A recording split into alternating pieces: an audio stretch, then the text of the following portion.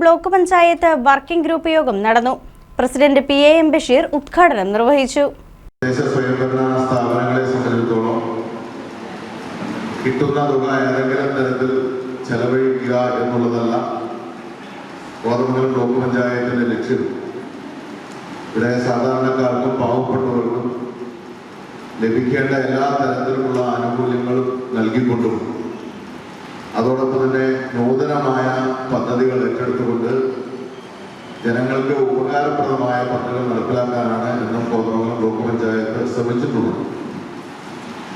സാധാരണഗതിയിൽ ബ്ലോക്ക് പഞ്ചായത്ത് എന്ന് ഉദ്ദേശിക്കുന്നത് പൊതുവായി ആളുകളിലുള്ള ഒരു മതിപ്പ്. ബ്ലോക്ക് പഞ്ചായത്ത് എന്ന് പറഞ്ഞാൽ പൊതുവെ ബ്ലോക്കാണ്, പ്രത്യേകിച്ച് ഒന്നും നടക്കാനില്ല.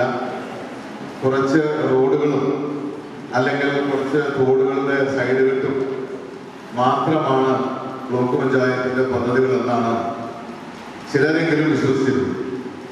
പക്ഷേ ഈ ഭരണസമിതിയുടെ തുടക്കം കുറിച്ച നാൾ മുതൽ തന്നെ ബ്ലോക്ക് പഞ്ചായത്തിന്റെ അധികാരങ്ങൾ വളരെ വലുതാണെന്നും ബ്ലോക്ക് പഞ്ചായത്തിന് ഇടപെടാൻ കഴിയാത്ത ഒരു മേഖലയില്ലെന്നും തെളിയിക്കാൻ ഞങ്ങളുടെ ഭരണസമിതിക്ക് കഴിഞ്ഞു. 14ാം പഞ്ചവത്സര പദ്ധതിയുടെ 2025-26 വാർഷിക പദ്ധതിയുടെ രൂപീകരണത്തിനുള്ള കോതമംഗലം ബ്ലോക്ക് പഞ്ചായത്തിന്റെ വർക്കിംഗ് ഗ്രൂപ്പ് യോഗം ബ്ലോക്ക് പഞ്ചായത്ത് ഹാളിൽ നടന്നു.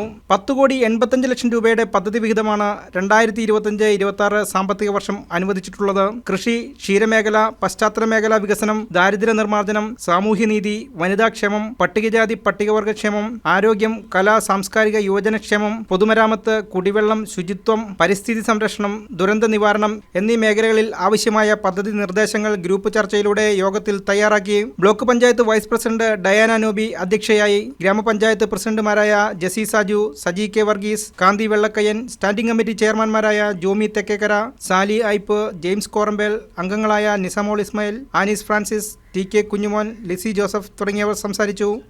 News desk KCV news.